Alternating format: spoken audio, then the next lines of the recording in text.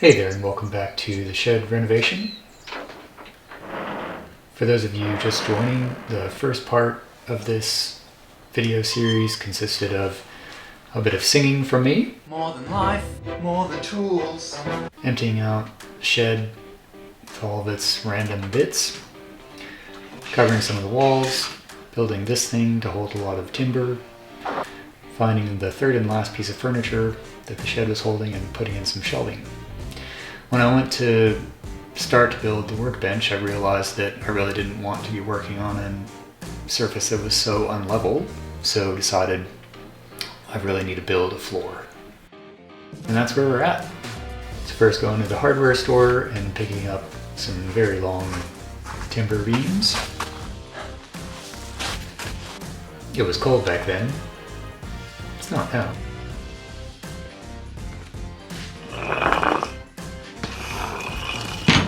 Taking a look at where I was at.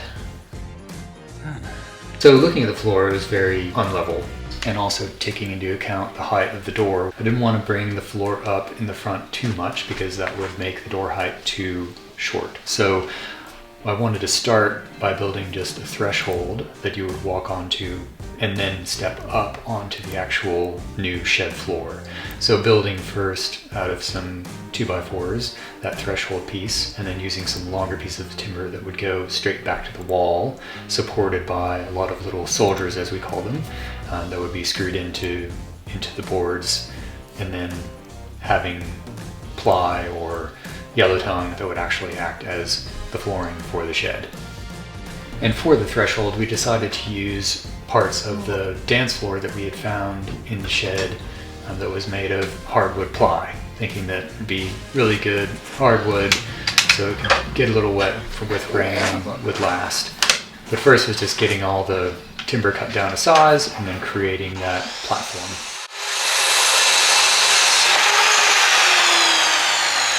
Of course, these 2x4s had to be ripped down in order to fit flush with the floor that was not level.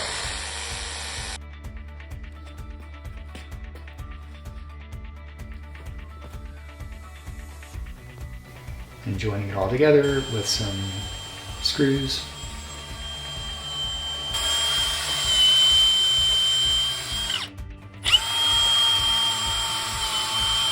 And supporting it with a bunch of little soldiers as well.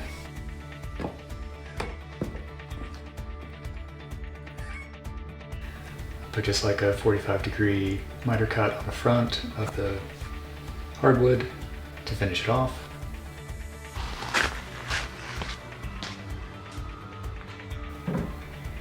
And then cutting the other floor joists to the appropriate length. And then just using a straight board in the back just to understand where my levels were. And leveling these up was pretty simple. Just required an additional 2x4 in the front, and then cutting down the back.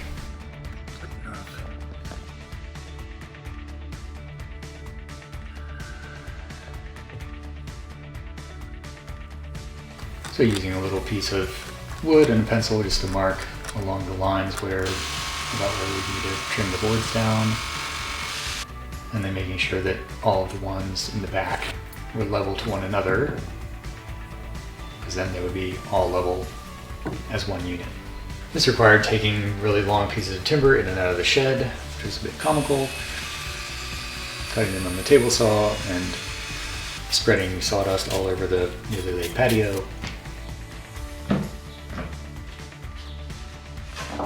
Some days it just doesn't go your way, does it? And fair warning, I will be showing my jocks off a lot actually during this video, and I do apologize because I'm on my knees a lot, I'm bending over a lot, I'm crouching down a lot, so you're just gonna have to get over it. So once I had the boards cut to size, then it was just measuring for the soldiers. And because the floor was so different, I had to measure at each point of contact. And that's when I got to asking myself, have you ever done anything like this before? Have you ever done anything like this before? Have you never done anything like this before? Then you haven't been right. Have you ever shut so many open doors? Have you ever just walked out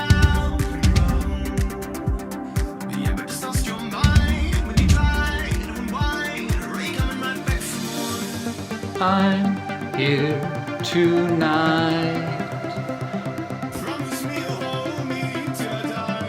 I'm by your side. Promise me it's gonna be alright.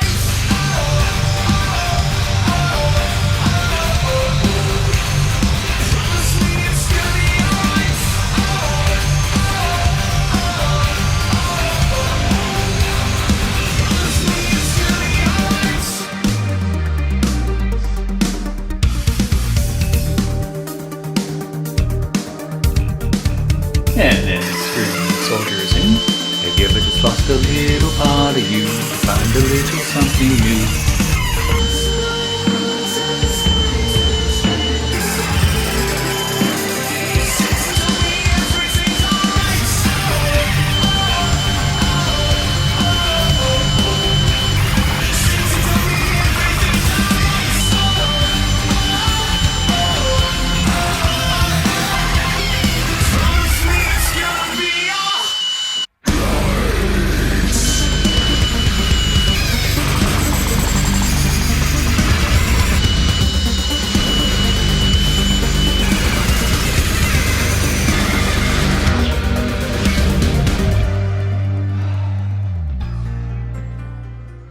And that was day one done.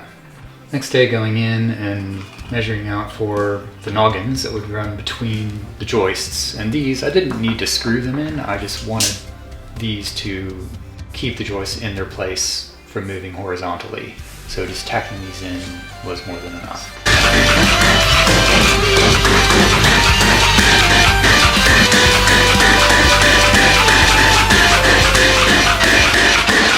Once I had the frame set, I went off to Bunnings and I loaded up the truck with yellow tongue, and then I thought, hold on a minute, if I use the yellow tongue, I'm gonna have a pattern similar to what's pictured here, and it's gonna be a nightmare because I'm gonna have all of these joins and pieces and smaller pieces, and I might need to really pay attention to where my joists and noggins are in order to screw them down to something. So instead, I just wandered around the shop to see what else was there and came across this marine grade ply, which I thought this would be much easier because it's a much bigger piece and it's also pretty sturdy anyway, and it's got a nice clean black finish too, so I don't need to even worry about painting the floor or finishing the floor in any other way.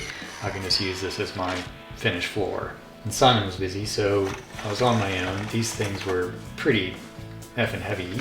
No, I'm not a bodybuilder at all. I'm not a weakling either, but so I came up with a system using a dolly and a piece of cardboard to get them across the patio and up the steps. A little trick my dad showed me way back when. Thanks, Dad.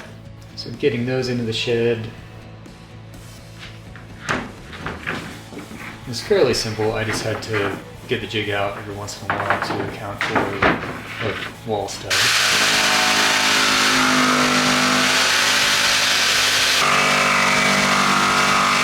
Then getting the first one in, you can see how far out it was on one side compared to the other, but when measured against the actual joist, it was square. So I knew I was good for just continuing to lay them all the way back.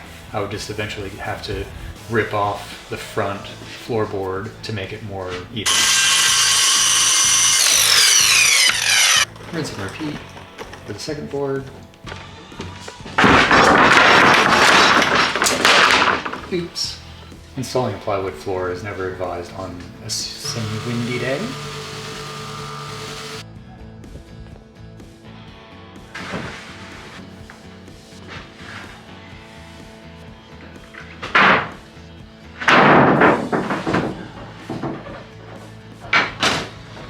And once I got all these in, it's about just tacking each one down and then drilling pilot holes, and then I can go back after that and screw them down.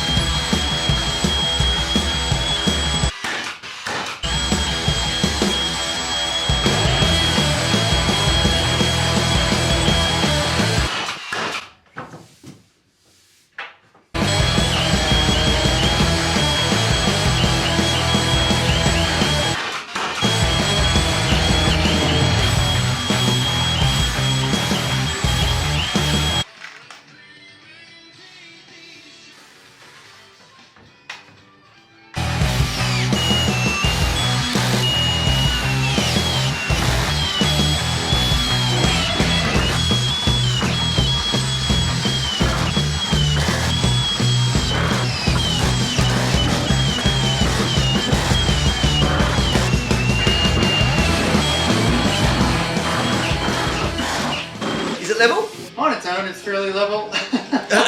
But don't go setting a handful of ball bearings on it.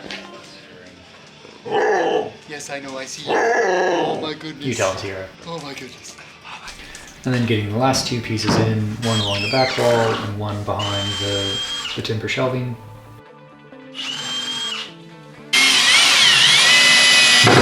Next on my list was covering the eaves of the inside of the shed. So for these I wanted to use a lining board, but I needed to attach some timber to the framing that was already there, so kind of expose that beam and be flush and flat with the side of the shed as well. So first getting those tacked in, and then pulling down some old lining boards that previous owner gifted me that were hanging out in the top of the shed and getting those cut down to size. Cutting these down to size, I just used my speed square and my angle gauge in combination just to make sure that I had the right angle.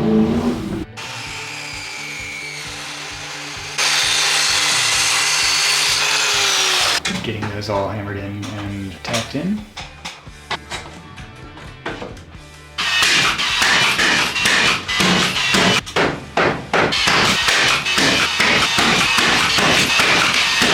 And voila!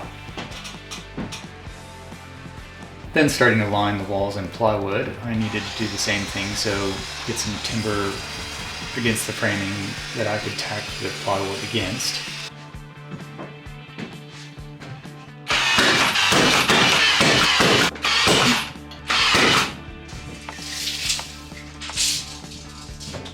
And then cutting the timber to size at the bottom, and also jigging out where that little step was.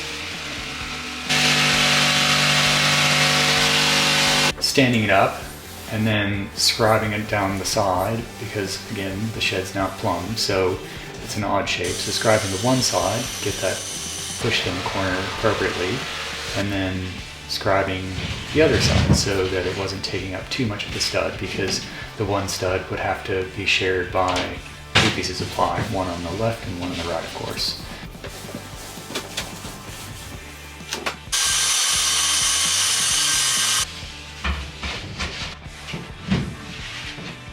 So tacking it in first, just so it stays still, and then screwing it in about 4 or 5 screws on each side.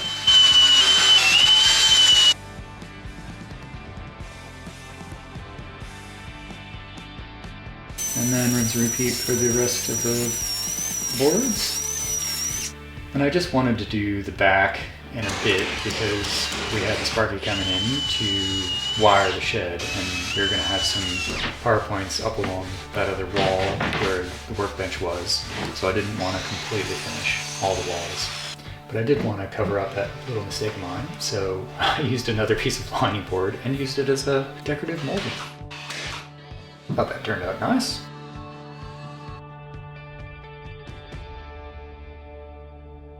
Then getting onto the workbench. So with the workbench, you remember I'd started with this one foundation piece. So I wanted just to kind of keep that and let that be the foundation, but then just adding in some legs.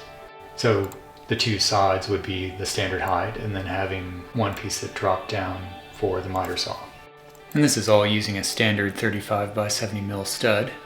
So this was about 60 centimeters deep at the bottom, so a bit deeper at the top, and then I wanted a depth of about 70 actually deep, so I could have more than enough space to really, do some work on different pieces and have plenty of space on the top. For the bottom shelf, I had been saving this old box that a couple of the screen doors came in before I was brave enough to make my own screen doors. So I busted this apart to use as that bottom shelf. I just had to cut out where all the legs were going to go, and then that could just sit on top of the bottom foundation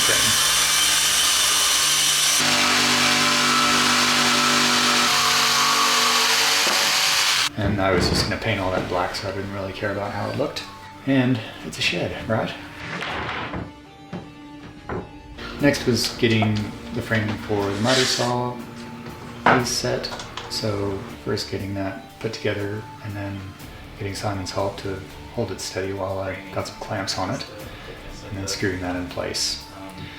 This was all making sure that my height was just right, so that when I laid a board on top of it or pushed a board along, it wouldn't get caught up in the actual miter saw. Which, looking at when it was all said and done, just getting a random piece of the same material on there, it was set up pretty well. So then getting the actual timber cut for that space, getting that connected.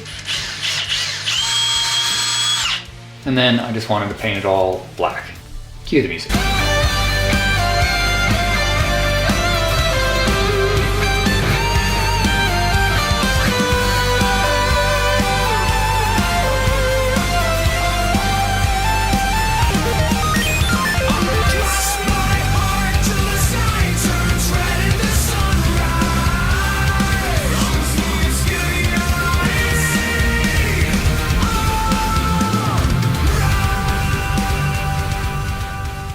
I wish it only took that long.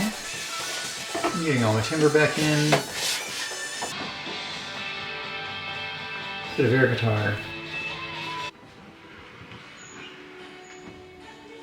So I'm going back to my little model. So with the Sparky coming in, I wanted to have two kind of light sources. So one being just a nice LED light in the center, and then having a few little cage pendants over above the workbench to kill any shadows that would be casted by myself as I worked at the workbench, and also just to provide some more light and, okay, make it look pretty too.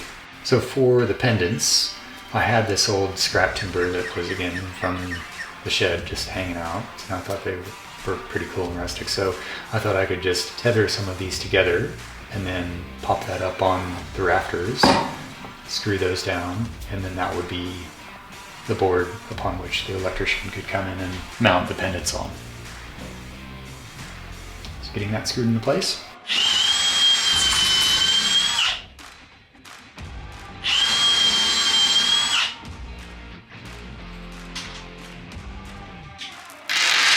So I got some of this chain to cut down the size to hang the LEDs from the ridge beam of the roof. So just getting those cut down to size with the angle grinder.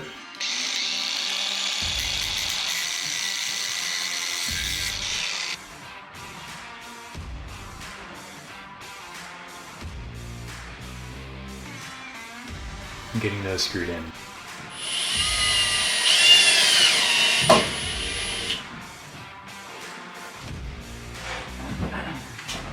Then it was Sparky Day. So we used Colley's Electrical, so Matt Colley, great guy, great work, quality service, and just extremely detail orientated. Did a great job getting in place. Roughed in and wired on day one. And then I wanted to finish paneling the walls with Ply, so went and cut those all to size and then cut out some holes for the wires to hop through. That way Matt could do all the finish work, and if he absolutely needed to, he could just take down a panel to access behind.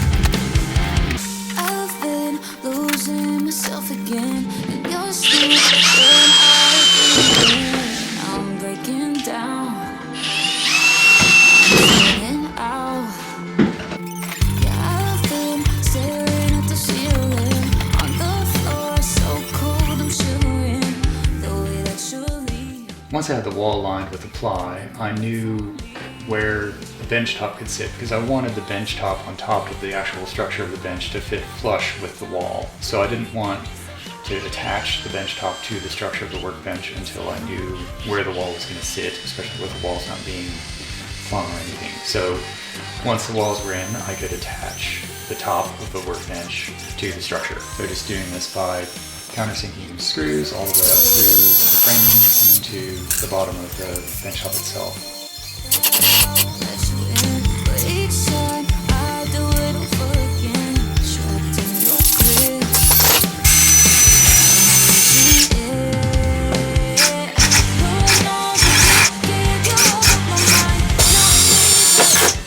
So I'm just giving the edges a good sand and using a little chamfer bit to give the edge a nice feel.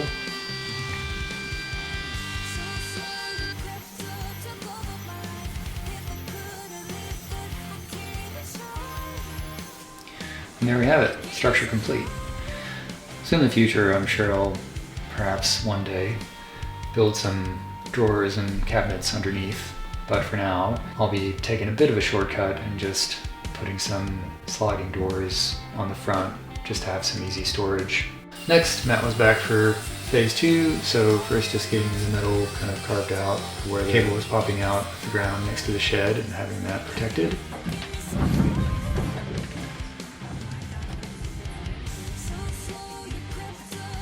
Then getting the switch box in, so the shed would be on its own switch box. What's that? You want a little video summary before the big reveal? Alright.